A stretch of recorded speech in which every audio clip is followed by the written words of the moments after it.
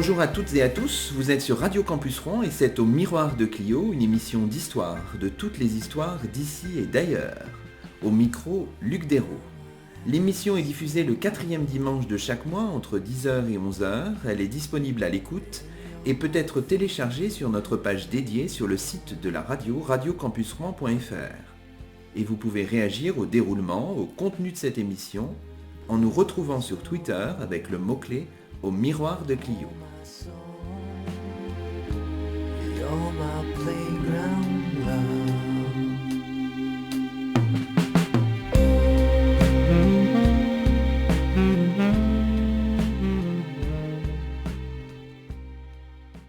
Aujourd'hui, c'est le 7e numéro de la 4e saison d'Au Miroir de Clio. Pour la 3e fois cette année, nous enregistrons l'émission en dehors de nos studios de Mont-Saint-Aignan. Nous parlons de la résistance et des réseaux de résistance de la France combattante. Et nous avons le plaisir de recevoir à notre micro Guillaume Pollack, professeur d'histoire-géographie, doctorant en histoire contemporaine à l'université Paris 1. Bonjour à vous. Bonjour à vous. Alors, Guillaume Pollack, c'est un petit peu la tradition dans cette émission. On fait toujours une petite égo-histoire de l'invité pour rappeler un peu son itinéraire. Alors, vous êtes un jeune historien, vous êtes doctorant, mais vous avez commencé vos premiers travaux de recherche, non pas spécialement sur les réseaux de résistance, mais plutôt sur Jean Jaurès, enfin d'une manière un peu particulière. Est-ce qu'on pourrait raconter ça ? Oui, effectivement, un peu particulière. Alors, tout d'abord, j'ai fait ma licence d'histoire à l'université de Paris-Créteil avant d'être doctorant à Paris 1. Ma licence d'histoire, après cette licence, j'ai voulu continuer sur un master recherche sous la direction du professeur Rémi Fabre à Créteil. Je n'ai pas traité l'histoire de Jean Jaurès en tant que personne, j'ai plutôt traité un aspect de sa mémoire, qui était l'utilisation qui a été faite de son image et de sa pensée par les collaborationnistes français, donc pendant la Deuxième Guerre mondiale, des collaborationnistes, des gens comme Marcel Déat, par exemple, des pacifistes comme Félicien Chalet ou comme Claude Jamay, des gens qui venaient de l'ancienne SFIO, donc du Parti Socialiste, l'équivalent du Parti Socialiste, mais dans l'entre-deux-guerres, et qui dans leurs articles de journaux, donc des journaux qui se présentaient comme des survivances des journaux socialistes, donc la France socialiste, Germinal par exemple, récupéraient des citations, des images de Jaurès, alors des citations choisies bien sûr, des citations isolées du contexte général, et estimaient que ces citations annonçaient non seulement la collaboration mise en œuvre, la collaboration idéologique, c'est-à-dire l'insertion de la France dans le cadre d'une Allemagne nazie, d'une France nazifiée, soi-disant, donc il trouvait ça dans certains articles de Jaurès, et annonçait également la venue d'une Europe jaurétienne, cette fois sous les aspects d'une Europe entièrement soumise à la botte hitlérienne. Alors, c'est une instrumentalisation, bien entendu. Il s'agit pour ces comment, c'est même la grande mode encore jusqu'à aujourd'hui, de récupérer les personnages historiques, de préférence morts, pour leur faire dire quelque chose qui n'aurait sans doute pas dit à leur époque, d'accord. Mais en tout cas, on a des gens très motivés comme Marcel Déat, qui va publier en 42-43 des articles, Jaurès et le nazisme, où il prend des citations de Jaurès, qui dit, l'internationalisme jaurétien, aujourd'hui se retrouve dans la volonté d'unification européenne, mais cette fois sous la botte nazie. D'accord. Alors, j'ai pu bénéficier pour cette recherche de l'aide, notamment de la Société d'études jaurétiennes et notamment du président de la Société d'études jaurétiennes, Gilles Candard, qui m'a aidé à authentifier les citations, qui m'a aidé à les remettre dans leur contexte, qui m'a, pour ainsi dire, donné une aide extrêmement appréciable et qui en plus m'a fait le plaisir de siéger dans mon jury de Master 2. Donc c'est un sujet qui date de 2011. J'en ai fait un article dans les cahiers Jaurès en 2014. Qui résume un peu l'essentiel de votre travail. Qui résume. Voilà, donc, D'accord. Ça, c'était un premier itinéraire de recherche, un premier aspect. Puis ensuite, vous avez basculé dans quelque chose de vraiment différent, en entamant une thèse, je crois que c'était à la fin de l'année 2013, donc maintenant ça fait un peu plus de 3 ans, sur les réseaux de résistance. Alors pourquoi ce sujet? Alors en fait, c'est un parcours, en fait, à la fin de mon Master 2, alors bon, il fallait que je passe les concours, on y reviendra, mais il est vrai que j'avais envie d'enchaîner sur une thèse, et puis Rémi Fabre devenait professeur émérite, nous avons eu une discussion, il m'a expliqué que c'était peut-être mieux pour moi que je travaille sous la direction d'une autre personne, et il se trouve que pendant mon Master 2, j'avais rencontré Madame Ali Aglan, qui était à l'époque maître de conférence à Nanterre et qui était élue en en 2012-2013 à l'université Paris 1. Donc habilitée à diriger les recherches, et donc il se trouve qu'elle m'avait accueilli dans son séminaire quand j'étais en Master 2. On a eu plusieurs entretiens, que ça s'est bien passé. Qui m'a proposé, puisque tu cherches une directrice en l'occurrence de thèse, je peux te suivre. D'accord. Voilà. Donc on a eu un entretien. Parce qu'elle-même, ses travaux portaient sur ces questions-là. Sur la résistance. C'est une spécialiste de la résistance. Elle a travaillé sur le mouvement Libération Nord, et elle avait quelque chose aussi, c'était que pour son DEA, elle avait travaillé sur un réseau de résistance anglais qui s'appelait Jad Fitzroy, qui dépendait de l'Intelligence Service. Donc du coup, c'est vrai que c'était quelqu'un qui connaissait et qui m'a donné un choix. Elle m'a dit, voilà, bon, sur les collaborationnistes, tu as fait le tour sur Jaurès. Moi, j'ai un sujet à te proposer. Soit sur un mouvement de résistance. Alors, elle m'avait proposé l'OCM, mais c'est vrai que travailler sur encore un mouvement de résistance... OCM, il faut le dire pour nos Donc, auditeurs. c'est l'organisation civile et militaire, donc c'est l'organisation de zone nord. Et elle m'a dit, mais sinon, j'ai un sujet pour toi. Il s'agit des réseaux de résistance. Elle m'a dit, les archives s'ouvrent. Ce sont des réseaux qui sont affiliés à différents services secrets. Oui. D'accord, on en parlera. Oui. Et donc, du coup... qui se développent, certains en zone sud, certains en zone nord, certains en zone rattachée, certains en Belgique, avec des ramifications en France. Et donc ce qui m'a immédiatement passionné, c'est ce constat que finalement ces réseaux de résistance, ils incarnaient une sorte de mondialisation de la résistance. Oui. C'est-à-dire qu'on ne peut pas les enfermer dans un département. Oui. On ne peut pas les enfermer dans une zone. Ils sont toujours en mouvement. Les agents sont toujours en mouvement. Les renseignements, eh bien, ils transitent. Les communications, que ce soit par air, par mer, par radio, eh bien, ça implique une vision éminemment transnationale. D'accord. Et c'est ça qui m'a passionné. Décloisonner des choses. Voilà, ouais. Tout à fait. C'est ça qui vous a motivé. Alors, disons-le, pour terminer cette présentation un peu d'égo-histoire, vous êtes en même temps professeur d'histoire-géographie, tout à fait. Ce qui complique en collège, je crois. Oui, c'est ça. Ce qui complique un peu la tâche, j'imagine, parce que il faut avoir du temps pour faire une thèse. Oui, alors c'est vrai que là j'ai une grande pensée pour beaucoup de collègues doctorants qui sont en même temps que moi en train de préparer une thèse tout en étant dans le secondaire, alors qu'ils soient agrégés ou certifiés. Il faut savoir que effectivement les bourses de thèse, c'est ce qu'on entend, c'est pas un phénomène non plus non, il n'y en a pas tant que ça. Il n'y en a pas tant que ça. Donc et puis il faut bien vivre à un moment donné, il faut bien payer un loyer. Donc bien sûr. Voilà. Donc non, en fait, l'articulation ce qui me permet de pouvoir articuler cette thèse et ce travail d'enseignement, c'est déjà la compréhension. Alors j'ai énormément de chance parce que je sais que je suis peut-être, je ne sais pas si je suis un cas isolé, mais je pense que c'est pas forcément très répandu, de ma direction de collège, des directions successives de collège qui m'ont toujours écouté quand je leur ai dit voilà, j'ai besoin d'un emploi du temps avec au moins 2 demi-journées et une journée complète. Ça veut dire que j'ai d'autres journées qui sont très chargées, mais pour me permettre moi de faire mes recherches. Oui. Alors ça c'est une chance. La deuxième chance que je peux avoir, c'est que mon lieu de travail qui est à Pierrefitte-sur-Seine est à 2 pas des archives nationales. Ce qui fait que j'ai accès à mes sources, ou du moins aux archives nationales. Je suis à 5 minutes en tramway, donc c'est vrai que c'est quelque chose qui m'aide beaucoup.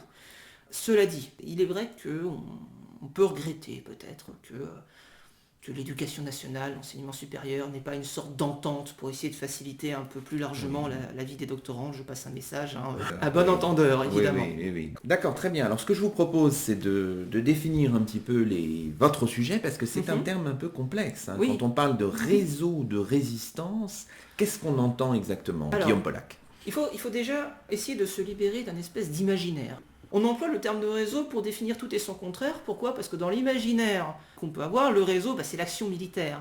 Oui. Et il y a cette espèce d'imaginaire en disant que la résistance, c'est forcément une résistance armée, forcément une résistance qui va pratiquer la violence, qui va pratiquer 25 sabotages par nuit, 2 mitraillettes dans chaque main. Non, ce constat a agacé jusqu'aux acteurs eux-mêmes. Je lisais il n'y a pas longtemps l'ouvrage de Claude Bourdet, L'aventure incertaine. Au début de son chapitre, il s'appelle Les structures, Claude Bourdet dit, ça fait... on m'interroge, on me dit toujours parler du réseau combat, alors que combat est un mouvement. Alors quelle distinction en fait on peut faire ? Un réseau, ça va être une organisation clandestine qui va dépendre d'un service secret, d'un état-major allié avec qui elle va entretenir des liaisons dans les 2 sens. Je m'explique. C'est-à-dire qu'un réseau ne peut pas survivre s'il n'a pas la liaison immédiate avec un service secret. Pourquoi il ne peut pas survivre ? Dans le cas des réseaux de renseignement, recueillir du renseignement sans les confier à qui que ce soit, le renseignement ne sert à rien.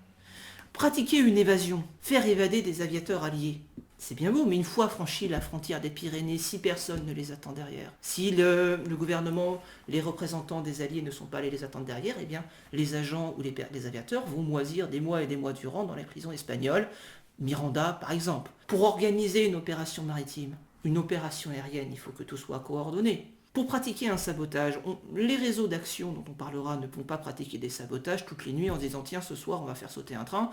Non, c'est toujours en coordination avec un service secret allié et toujours parce que ce sabotage en particulier va servir un effort stratégique général. C'est ça qui fait la spécificité des réseaux par rapport au mouvement. La deuxième spécificité des réseaux, ça va être que les réseaux ne vont pas chercher un recrutement de masse. Un réseau de résistance, c'est un réseau, ça peut être 10 individus, mais qui ne vont pas se connaître entre eux. Ça peut être un individu en contact avec un autre, qui lui-même est en contact avec un autre en amont, et ainsi de suite. Ce qui fonde véritablement la différence entre un mouvement et un réseau, par exemple, c'est que les mouvements, ils vont avoir une activité vers la population. Il va s'agir de convaincre l'opinion publique de résister, de s'opposer, ou du moins de favoriser leur action. Donc il y a cette dimension propagande et diffusion qui est assez prégnante dans les premiers mouvements, surtout les mouvements de zone sud non communistes. Claude Bourdet, par exemple, explique, d'accord, nous avons un mouvement, donc d'abord le mouvement de libération nationale qui devient ensuite le mouvement combat. Il dit, voilà, d'accord, nous faisons la propagande, on publie un journal, on signale notre existence. Mais un réseau qui signalerait son existence, il ne dure pas très longtemps. C'est encore Claude Bourdet qui dit concrètement qu'un mouvement qui fonctionnerait comme un réseau n'atteindrait pas son objectif parce qu'il ne s'étendrait pas suffisamment et parce que il garderait le secret sur son existence, la population ne serait pas au courant de son activité, donc en fait il ne servira à rien.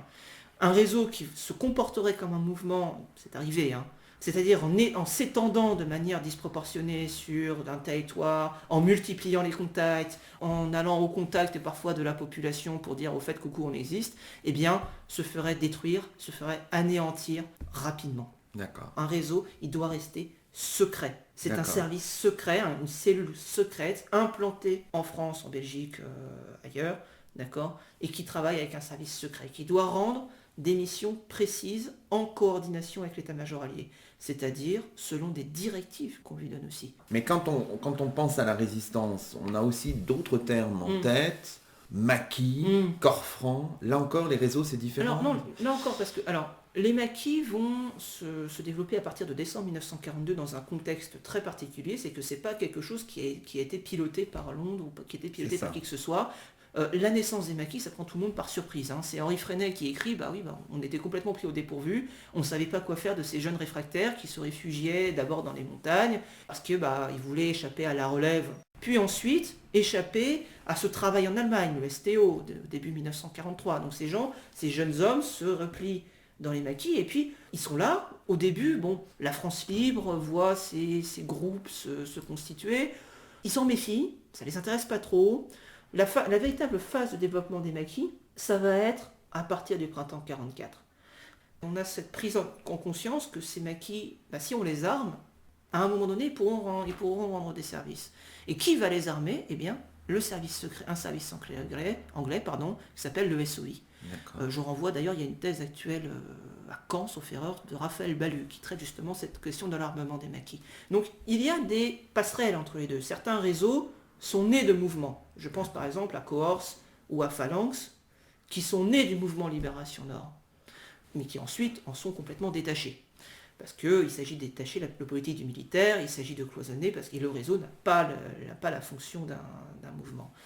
Les maquis vont avoir contact avec des réseaux de résistance, parce que certains réseaux de résistance, je pense notamment au réseau du SOI, donc le réseau du Special Operation Executive, un service secret anglais, eh bien, ils leur parachutent des armes. On leur envoie du personnel pour les encadrer, pour les former, pour les entraîner. C'est raconté dans la plupart des témoignages des chefs de réseau du SOI, et même des gens qui ont pu travailler avec le SOI, qui ont été en contact avec ces maquis. Donc là, on est sur 3 types d'organisations un peu différentes, qui ont des contacts. Alors, il ne faut pas qu'ils en aient trop, parce que pour un réseau, trop de contacts, ça veut dire qu'on multiplie les risques, c'est pas bon. Mais voilà, c'est trois choses différentes. C'est trois choses différentes. Et les corps francs alors? Alors les corps francs, bon, c'est des groupes destinés à l'action. Un des célèbres groupes francs, le groupe Manoukian, qui a une mission de combat, d'action, de sabotage, etc. Mais qui ne sont pas en lien avec des services secrets étrangers Disons qu'ils peuvent se développer en dehors d'eux. Les réseaux s'emploient dans le cadre d'une stratégie de guerre alliée. Ce sont des buts de guerre qu'ils doivent remplir. Les relations, la construction des liaisons entre les mouvements et la France libre, par exemple, ils vont être plus tardifs. D'accord ? Libération Sud, le mouvement de libération nationale d'Henri Freinet, Libération Nord, les contacts. Pour Libération Nord, il faut par exemple attendre le voyage de Christian Pineau à Londres, c'est tardif. Un réseau, ce qui va faire son existence, c'est ses liaisons avec Londres, puis Alger. Sans ces liaisons, il n'existe pas. On comprend bien la différence entre ces termes, mais en même temps les liens aussi, évidemment, nécessaires. Alors, essayons de présenter un peu les choses toujours de manière générale. Souvent on parle de réseaux homologués et de réseaux non homologués. Alors il faut nous expliquer, parce qu'on est un peu perdu. Alors l'homologation, il faut savoir, c'est une procédure administrative qui est enclenchée à la libération. En tout, on a à peu près 300 et quelques organisations qui peuvent répondre à la définition que je viens de donner. La France combattante, puisqu'il s'agit de la France combattante, va en reconnaître 268. Sur quels critères ? Eh bien, déjà les critères du maintien des liaisons. La date d'homologation où on reconnaît l'existence de ce réseau, c'est la date où la liaison avec Londres est établie. Avec Londres ou avec un autre ? Avec Londres ou avec un autre, oui, bien sûr, mais puisque là on parle des réseaux en France métropolitaine, mais effectivement j'avais travaillé un petit peu sur ces organisations qui se développent par exemple en Indochine, où là ils ne vont pas être en liaison avec Londres, ils vont être en liaison avec des services de renseignement qui sont autour d'eux, par exemple le service de renseignement chinois de la Chine nationaliste, du moins qui est à Chongqing, de Chiang Kai-shek. Pour être reconnu, il faut avoir eu une activité combattante, avoir eu cette liaison avec Londres et surtout l'avoir entretenue. Ces réseaux qui ne sont pas homologués, c'est ceux qui, la plupart du temps, soit n'ont pas pu maintenir une liaison sur la période, soit, sans le savoir, étaient en contact avec une structure beaucoup plus vaste à qui ils déposaient des renseignements. Voilà. Donc, effectivement, dans la définition, c'est une procédure administrative à la libération, mais avec une commission qui, en fait, se réunit. Elle est présidée par le médecin-colonel Lormeau, qui est un ancien agent de fratrie d'ailleurs, un réseau de résistance. Quand ça ? C'est dès la libération, dès 45-46, ça se fait, et l'homologation dure jusque dans les années 50. Alors même au-delà, parce que l'un des dernières organisations dont j'ai vu reconnaître l'activité, c'est début des années 80, c'était un réseau d'Indochine. Voilà. Mais parce que les organisations de résistance en Indochine posent un certain nombre d'autres problèmes, posent un certain nombre d'autres questions.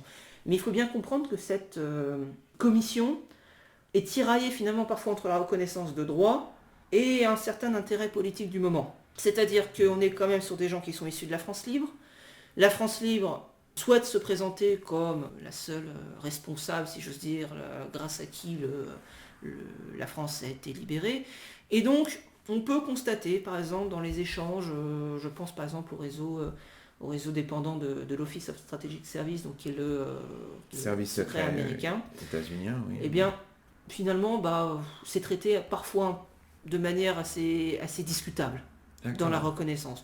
Après, c'est un sujet qui est encore en travaux, mais c'est vrai il faut garder en tête que c'est une procédure administrative qui n'échappe pas à des logiques du moment. D'accord. Donc, et ça, il faut aussi le garder à l'esprit. Bon, je crois qu'on a un peu présenté les choses de manière générale. Peut-être un petit retour avant qu'on plonge vraiment dans le vif du sujet sur l'historiographie des réseaux de résistance. Est-ce qu'on assiste ces dernières années à une forme de tournant historiographique ? Est-ce qu'on s'intéresse plus à ces questions ?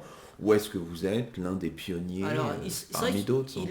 Il serait tentant évidemment de dire je suis le pionnier et avant moi rien. Non, j'aurais pas cette prétention.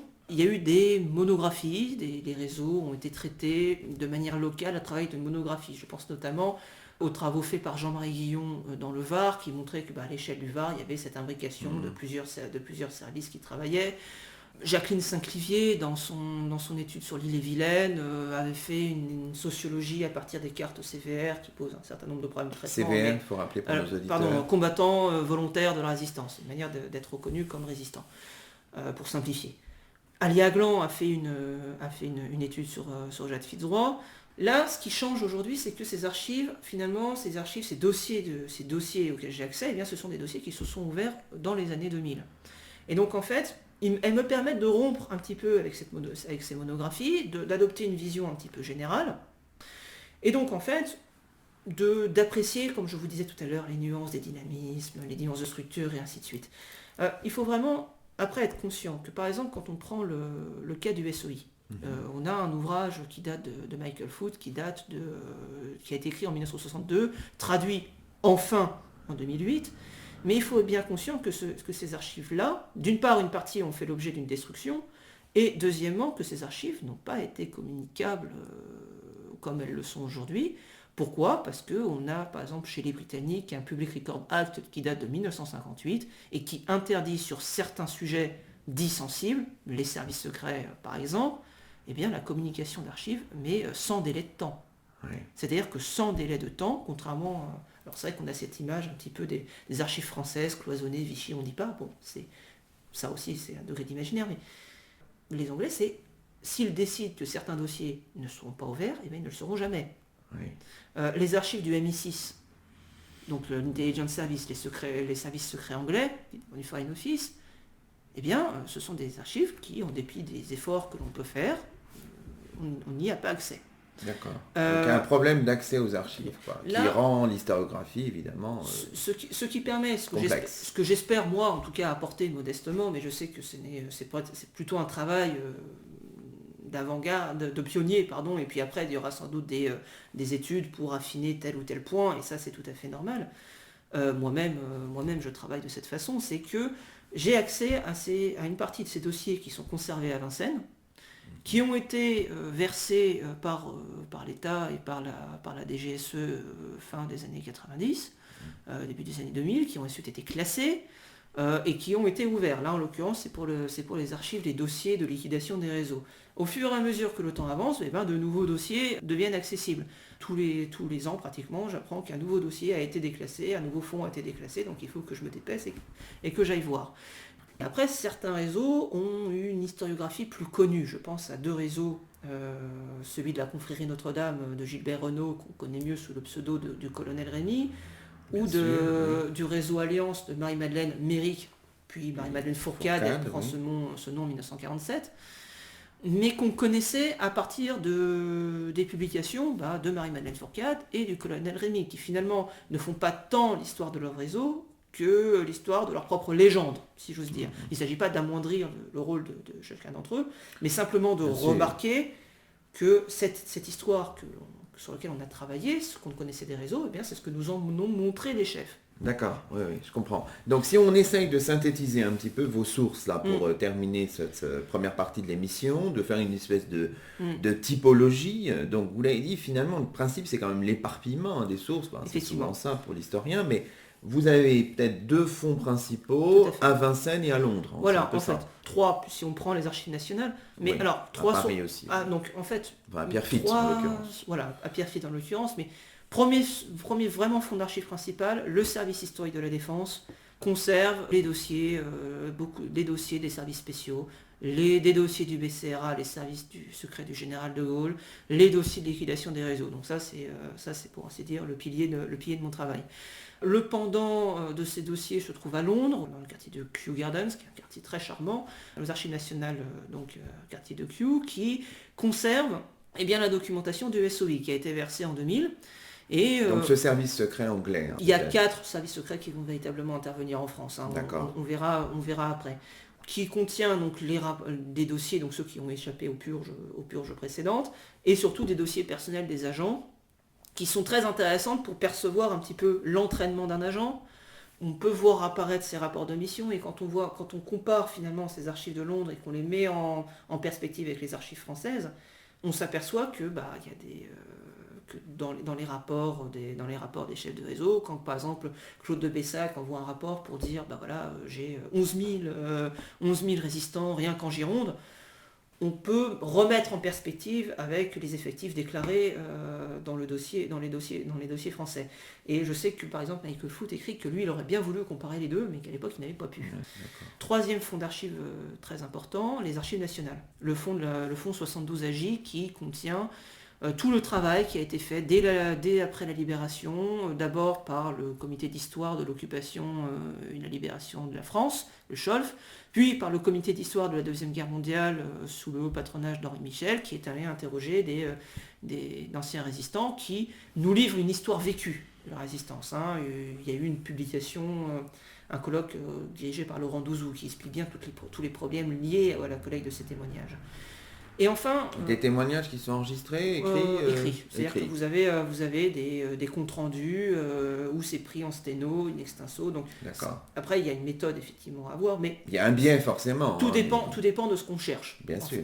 Et le 4e fonds d'archives, mais alors là, c'est vrai que je passe un grand remerciement, parce que du coup, moi, j'ai accès au service, aux archives centrales, mais il y a tout un panel de documents dans les archives départementales, dans des caves de famille, et de manière, d'ailleurs je tiens à les remercier, parce que depuis que j'ai pu déposer mon sujet, je reçois pratiquement toutes les semaines, mais encore hier j'en ai reçu 2, des messages pour me dire au fait, j'ai tel document, j'ai tel fonds d'archives, sur telle personne, sur telle région, est-ce que ça vous intéresse ? J'ai pu bénéficier d'un accès pratiquement, on peut dire illimité, par l'association Mémorésiste, qui a fait une série de DVD sur la résistance par région.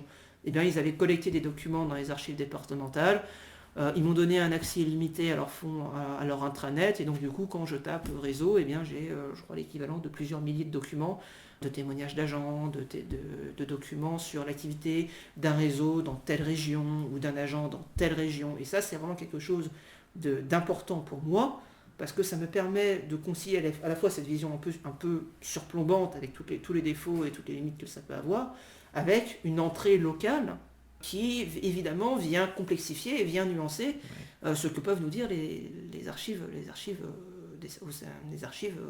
à Paris. Donc c'est vrai que je suis vraiment redevable, et d'ailleurs j'en profite pour les remercier, de toutes ces personnes qui m'envoient régulièrement, que je ne connais pas d'ailleurs pour la plupart, à part Olivier Guivard, que je remercie parce qu'il m'envoie beaucoup de... Mais voilà, toutes ces personnes qui m'envoient régulièrement de la documentation, ou viennent me voir à la fin d'un colloque pour me dire au fait, voilà. Donc ça c'est vraiment une chance que je peux avoir. Une chance que je peux avoir, c'est de pouvoir bénéficier de ces informations qui me sont transmises, mon propre réseau pour ainsi dire, qui me sont transmises de manière tout à fait sympathique par des personnes d'ailleurs que pour la plupart je n'ai jamais rencontrées.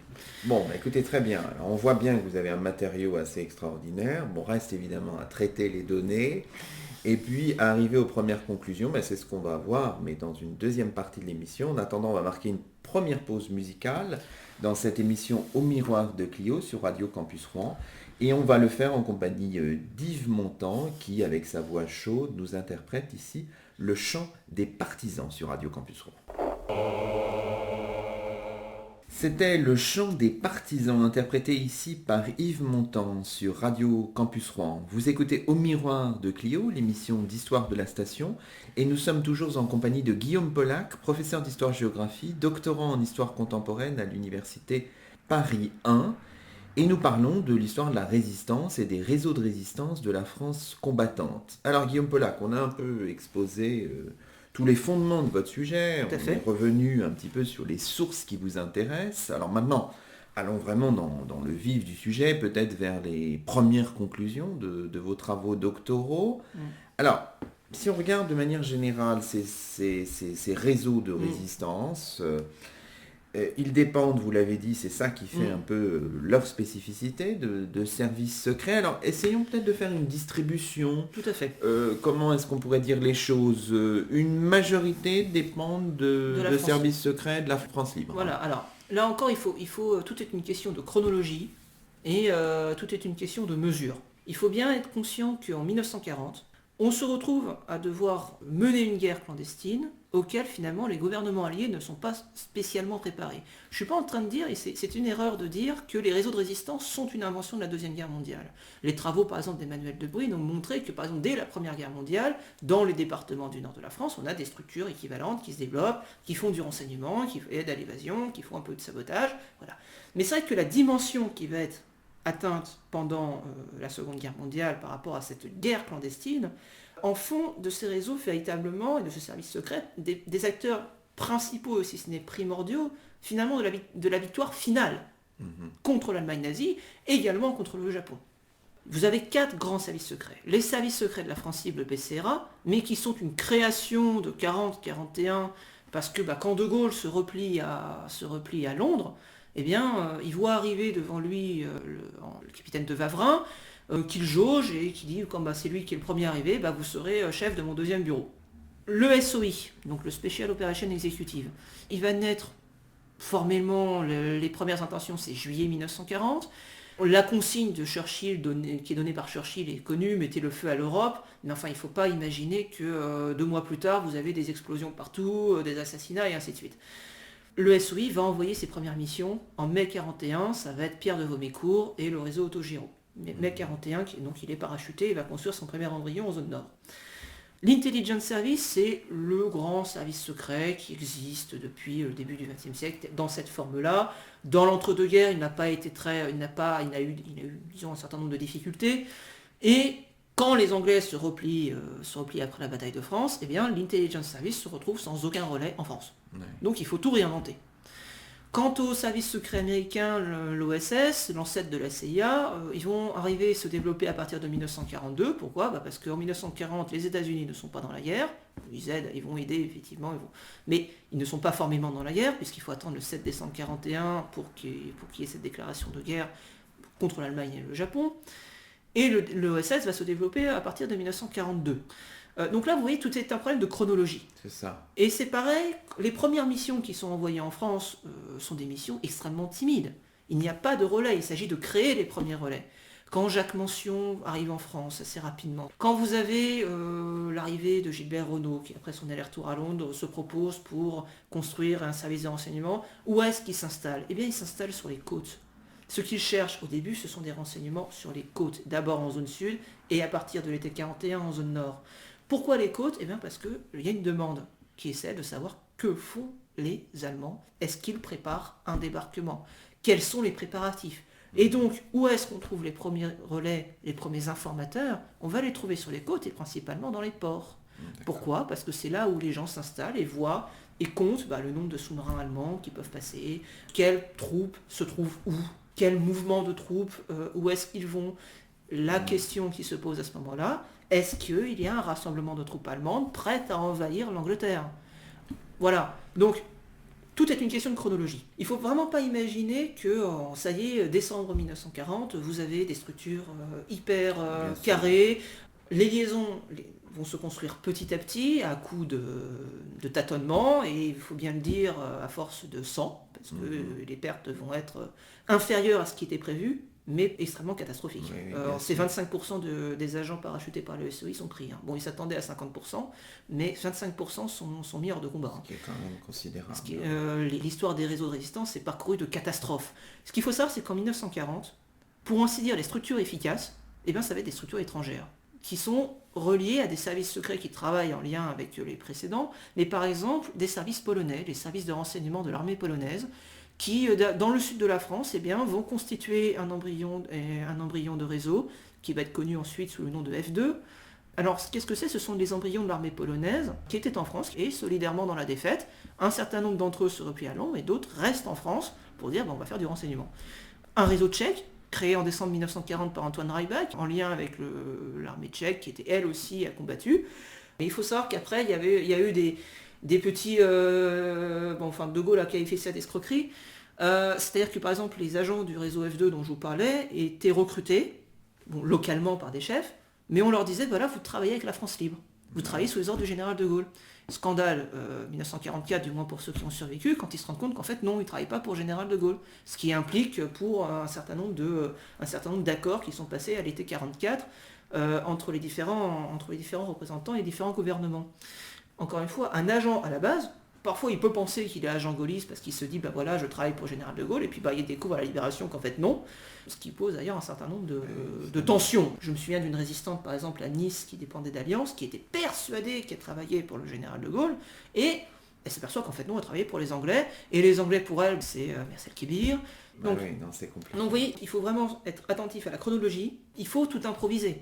Oui, alors je comprends bien, mais indépendamment de ces réserves, si on fait une pesée globale, On a quoi, 140 Voilà, on un a peu plus, la majorité, qui travaillent pour la le BCRA. majorité, ça va être le travail avec des réseaux qui vont être reliés au BCRA. Donc, Alors le BCRA, faut qu'on le dise une bonne fois pour toutes, c'est le Bureau central de renseignement et d'action. voilà. Alors, il a porté plusieurs noms pendant la Qui, période, ensuite, mais il a changé de on va nom, dire, hein, on va mais- dire le BCRA, Voilà, on va dire c'est le plus BCRA simple. pour simplifier.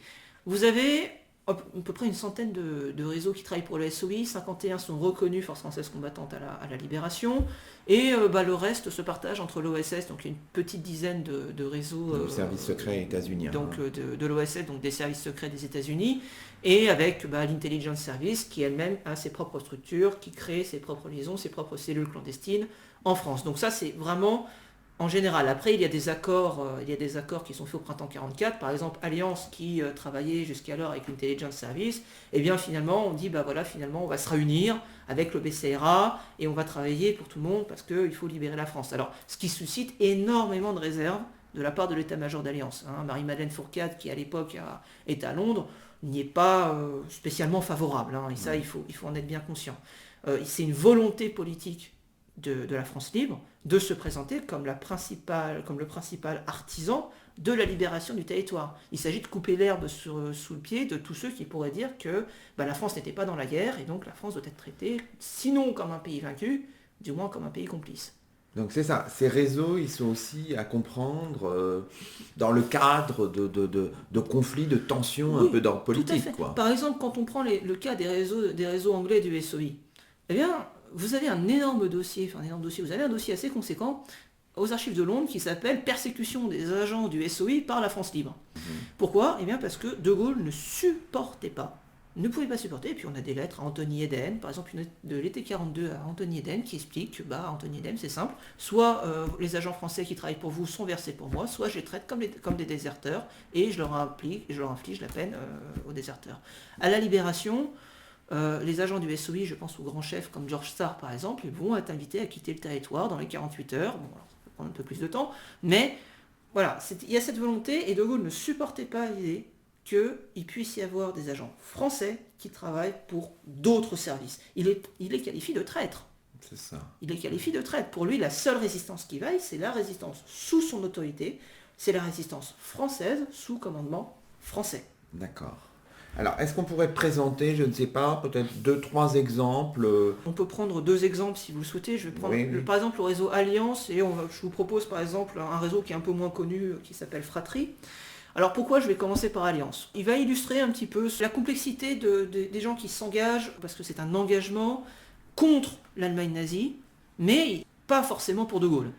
À la base, qu'est-ce qu'on a ? À la base, on a un groupe, donc Marie-Madeleine Méric, plus tard Fourcade, Georges Oustunolaco, c'est un militaire, un groupe, quelle est leur opinion ? Ce sont des gens d'extrême droite, plutôt royalistes, mais vraiment extrême droite. Action française ? Voilà, plutôt Cagoule, en l'occurrence. Qu'est-ce qu'ils font ? Ils vont à Vichy et ils vont un petit peu prendre le pouls. Le réseau Alliance, il est homologué à partir de février 41, mais il faut savoir qu'il a une activité sous un autre nom dès l'été 40, en lien à l'intérieur de Vichy.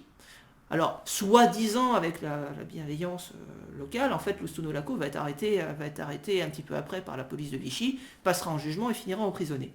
Qu'est-ce que ça illustre ? Ça illustre finalement la diversité des opinions et le fait que les réseaux de résistance, les gens qui sont dans les réseaux de résistance, eh bien, on trouve de tout. Vous allez trouver des communistes qui vont travailler avec des démocrates chrétiens, voilà, on a de tout. On a une vision également des composantes sociales extrêmement hétérogènes. D'accord ? C'est-à-dire que quand on travaille sur une sociologie de la résistance, en fait, on ne travaille pas sur une sociologie de la résistance, on travaille sur une sociologie du reflet des besoins de la résistance. Ce qu'on a appelé la disponibilité fonctionnelle. On s'engage parce qu'on a une utilité. Dans le cas d'Alliance, c'est un des réseaux les plus connus. Peut-être parce qu'il y a une femme à sa tête. C'est peut-être ça aussi. Non ? En fait, le commandement est partagé entre Marie-Madeleine Méric et Léon Faye, qui sera arrêté un petit peu après. Marie-Madeleine, d'ailleurs, est évacuée à Londres et chapeaute un peu tout de Londres, mais elle n'est plus sur le terrain. En 1943, elle reviendra un peu plus tard. Et se fera arrêter, d'ailleurs. Effectivement, il est connu parce qu'elle a publié son ouvrage L'Arche de Noé, dans lequel elle raconte. Et donc voilà, ça, c'est vraiment, ça montre que bien le réseau Alliance, qui va s'étendre sur les 2 zones, qui va avoir une activité essentielles, déterminantes. Ils vont procéder par exemple à l'évasion du général Giraud qui s'évade à un moment donné. D'ailleurs, c'est des raisons qui vont provoquer une série d'arrestations. Mais voilà, qu'est-ce qu'ils vont fournir? Ils vont fournir des renseignements militaires.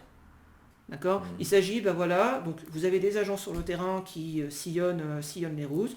Et bien qu'est-ce qu'ils font? Ils notent, j'ai vu tant de soldats, ils avaient tel écusson, ils allaient dans telle direction. Et ainsi de suite. Donc les informations se recoupant, les informations sont ensuite transmises. Ils sont transmis comment? Là aussi, il faut quitter l'imaginaire du radio clandestin qui émet tous les soirs, etc. Non. Les radios, ça va être une denrée rare. Jusqu'à très tard, 43, 44. Ah oui, mais c'est une denrée rare. Comment est-ce qu'on communique? Et bien on communique par courrier.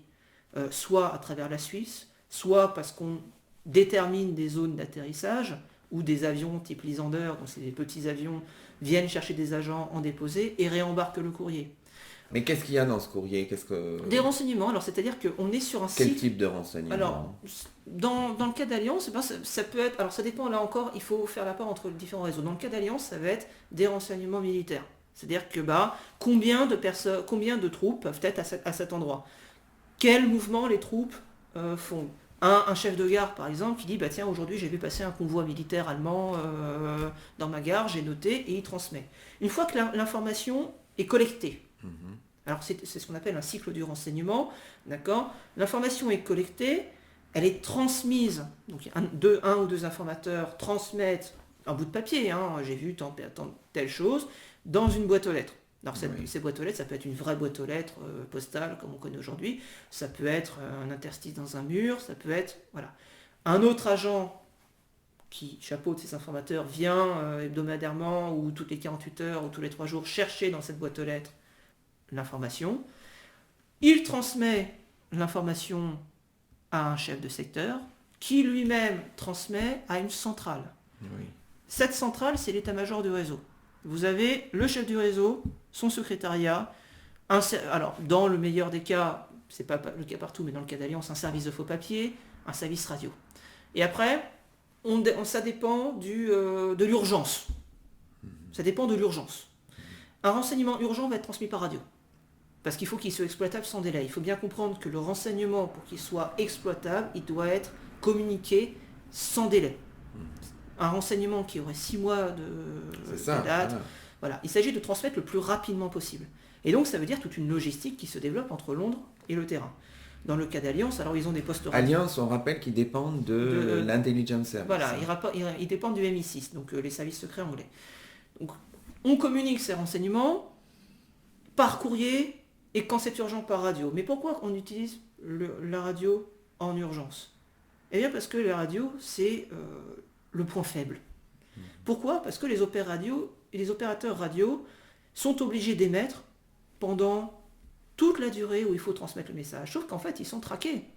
Ils sont traqués pourquoi? Parce que chaque émission qui parle de France est captée par des centrales allemandes qui ensuite triangulent la position et qui ensuite sur le terrain, ça s'appelle les voitures Gogno, qui parcourent le terrain où on a cru repérer l'opérateur radio pour le loger et le prendre sur le fait.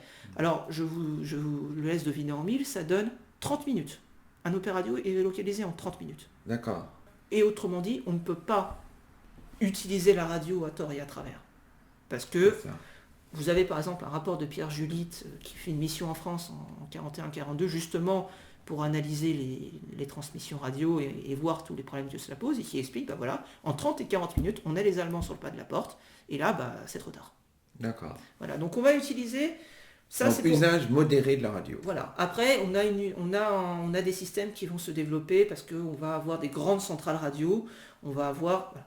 Mais l'objectif ensuite, il faut transmettre ces renseignements. Donc qu'est-ce qu'on fait? On les transmet par courrier. Alors soit on a créé une filière, dans le cas d'Alliance par exemple, on crée une filière vers l'Espagne, notamment avec les consulats anglais de Madrid ou Barcelone, ou alors ça peut être avec Berne.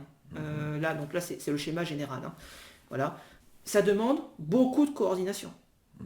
Ça demande énormément de coordination. Et c'est pour ça que je vous disais tout à l'heure que sans liaison, un réseau est mort. Un réseau coupé de ces liaisons, c'est un réseau qui ne sert plus à rien et qui va mourir. Pourquoi? Parce que non seulement il est coupé de la manière de pouvoir transmettre ces renseignements, de cette coordination, mais il est aussi coupé du financement.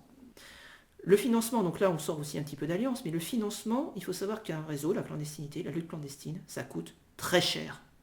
Alors, selon les articles que j'ai pu voir, c'est à peu près en tout 8 milliards de francs seront utilisés pour financer l'appareil clandestin. Pourquoi ? Eh bien parce qu'il faut payer les informateurs.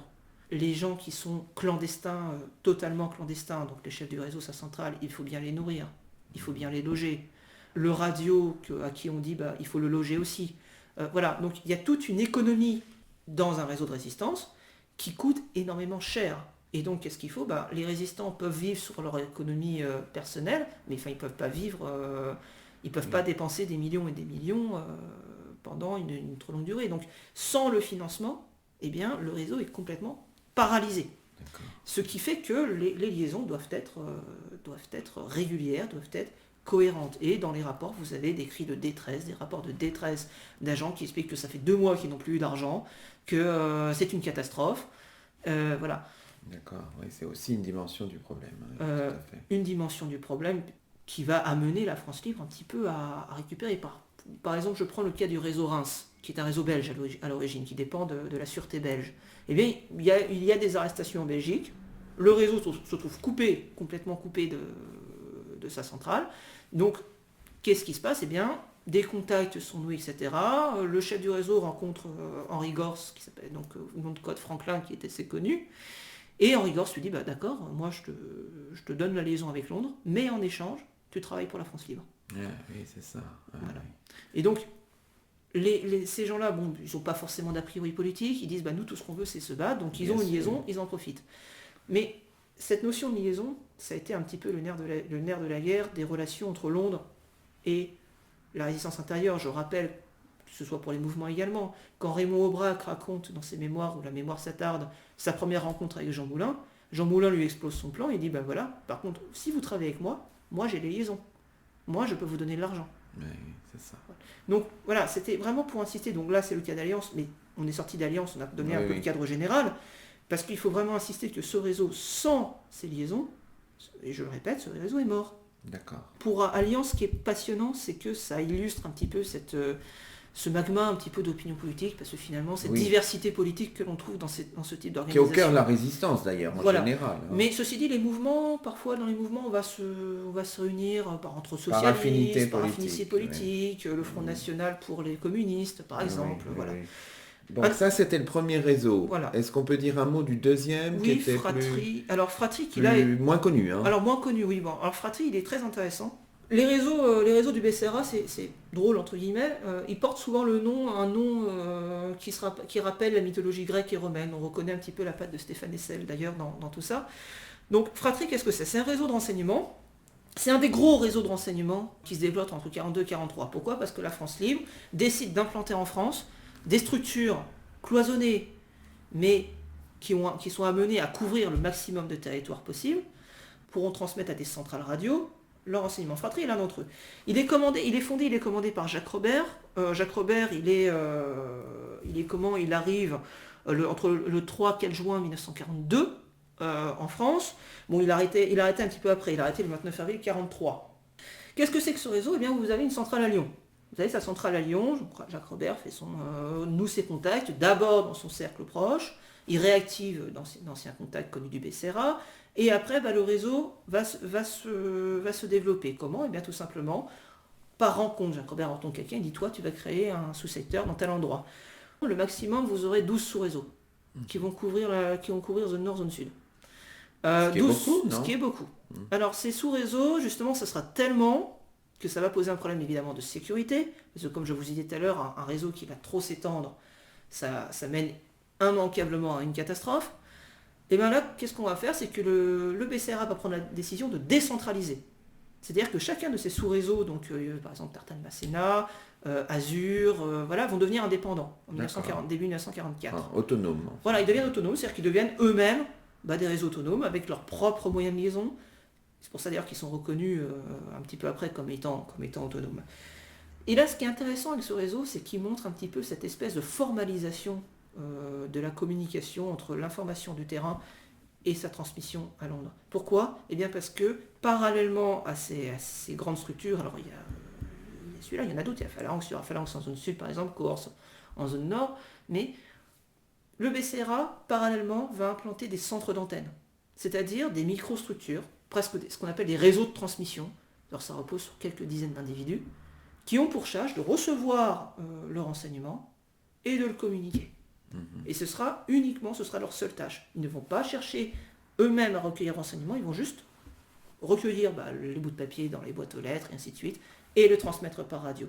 Pourquoi ? Parce qu'on est en 42-43, et que le renseignement, il est amené à servir le résultat différé qui est celui de la libération de la France.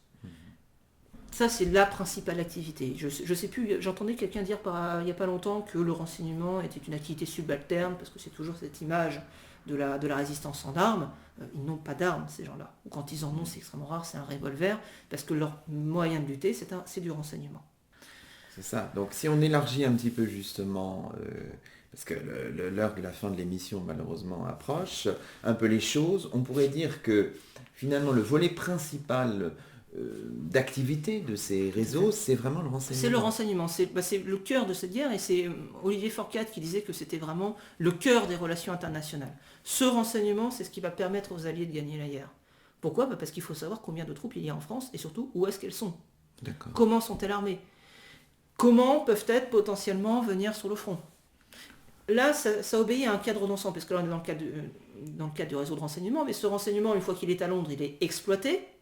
Et à partir de ces renseignements, on va demander à d'autres réseaux qui ont, eux, d'autres missions, je pense par exemple au réseau du SOI, de procéder à des sabotages ciblés au moment du débarquement. Alors, il y a des sabotages entre deux, d'accord, parce qu'il faut entretenir les hommes, mais le cœur du réseau Action, notamment du réseau du SOI, c'est de faire en sorte qu'au moment du débarquement, les sabotages soient bien opérés dans les 72 heures après la diffusion de messages, on pourra en reparler. Pour quoi faire ? Pour bloquer tout simplement peut-être l'arrivée de renforts allemands sur le lieu du débarquement, sachant que en France, personne ne sait où aura lieu le débarquement. On dit juste au réseau, voilà, le 1er juin 1944, un message A passera pour vous dire préparez-vous. Oui. Le 5 juin 1944, donc ça, c'est un deuxième message arrive. On peut les rappeler, ces messages. Voilà, alors, le plus connu. Verlaine. Les sanglots longs des violons de l'automne, message A, berce mon cœur d'une langueur monotone, message B. Alors, je sais que depuis le film Le jour le plus long, c'est le message qui soi-disant annonçait le débarquement. Dans les faits, non. C'est un message parmi une centaine de messages qui est adressé à un réseau du SOI qui est commandé par Philippe de Vaumécourt, qui s'appelle Ventriloquiste. L'objectif pour lui dire, voilà, c'est le moment, il faut faire sauter, alors là c'est le plan rail, il faut faire sauter les objectifs de voies ferrées qui vous sont attribués. Ce sera tellement efficace que si on prend par exemple le cas par exemple de deux réseaux qui s'appellent Wrestler et Shipwright, qui ont une zone définie aux alentours de l'Indre. Alors ils vont revendiquer 800 sabotages, c'est un peu beaucoup, mais dans les faits, qu'est-ce qu'on s'aperçoit ? On s'aperçoit que la ligne de chemin de fer Paris-Toulouse est bloquée, paralysée, il n'y aura qu'un seul train qui passera sur la période. Et pourquoi c'est important ?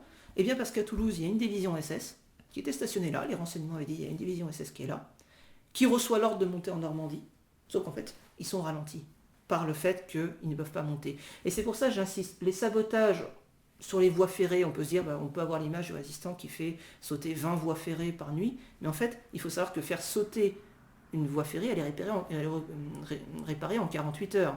Mais 48 heures dans le contexte d'un débarquement, c'est 48 heures de moins avant que des renforts allemands arrivent et que les Alliés puissent prendre pied, là en l'occurrence en Normandie.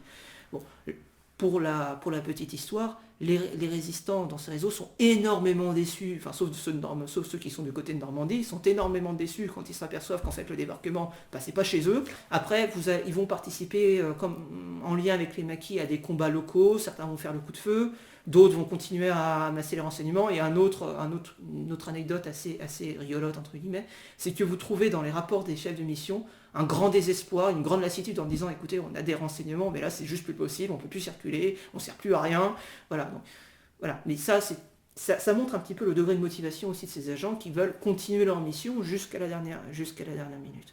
Il y a cette idée, donc l'action, elle est importante, mais c'est encore, la chronologie est très importante, là. Oui. C'est à des moments clés. Ouais, c'est à des moments clés, c'est-à-dire que ça doit s'inscrire dans une stratégie générale. Pourquoi on fait sauter pourquoi on demande à ces groupes de faire sauter parfois des usines, parfois des... Parce que ça obéit à une stratégie ciblée. Et aussi parce que ça permet d'éviter les victimes civiles pour un bombardement. La RAF aurait pu bombarder également, avec les risques de faire encore plus de morts du côté des Français. Donc on préfère utiliser ces petites cellules clandestines ces réseaux actions, pour dire, voilà, vous avez un objectif précis à remplir à un moment clé, dans cet intervalle de temps. Alors ils ont entre 48 et 72 heures pour remplir ces objectifs. Ils les rempliront pratiquement tous. D'accord ? Je crois que c'est Eisenhower qui parlera de l'aide équivalente à une dizaine de divisions ou quelque chose d'équivalent.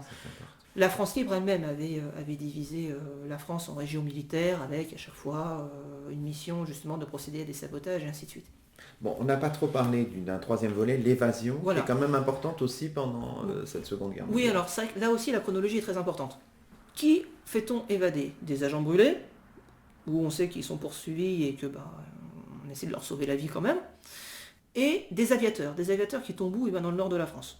Pourquoi ? Et là encore la chronologie est importante. Pourquoi on veut absolument récupérer ces aviateurs et surtout les récupérer vite ? Parce que un aviateur ça coûte cher à former, que la défense de l'Angleterre pendant une partie de la guerre c'est l'aviation, et que chaque aviateur compte. D'accord ? Donc qu'est-ce qu'on a ? On a des filières d'évasion.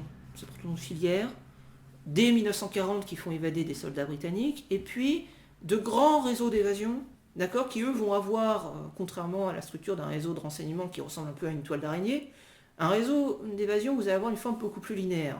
On récupère les aviateurs dans le nord de la France en Belgique, on les convoie d'abord à Paris-Toulouse et on les fait sortir par les Pyrénées. Ou alors Paris vers la Bretagne, opération maritime vers Londres.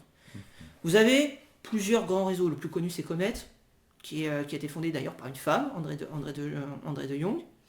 C'est un réseau belge qui a un sous-secteur à l'origine en France, à Paris, qui devient finalement un secteur indépendant, du moins un secteur autonome.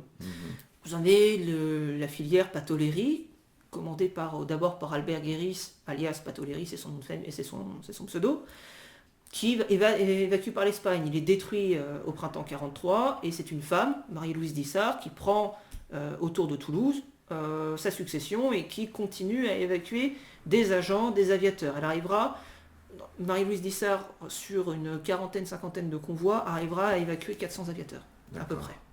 Donc là, on est dans une donnée stratégique, et que ce soit le renseignement, l'évasion ou l'action, la donnée principale, c'est le temps.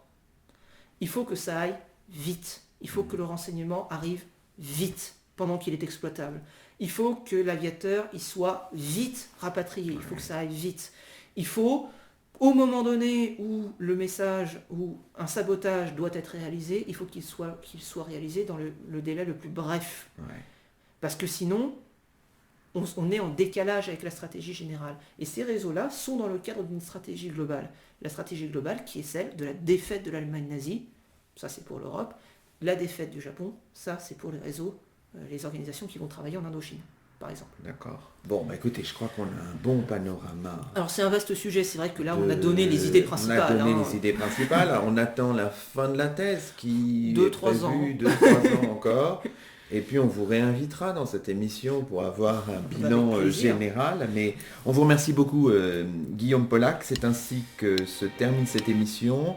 Nous étions aujourd'hui en compagnie de Guillaume Pollack, professeur d'histoire-géographie, doctorante en histoire contemporaine à l'université de Paris 1, spécialiste de l'histoire des réseaux de résistance de la France combattante.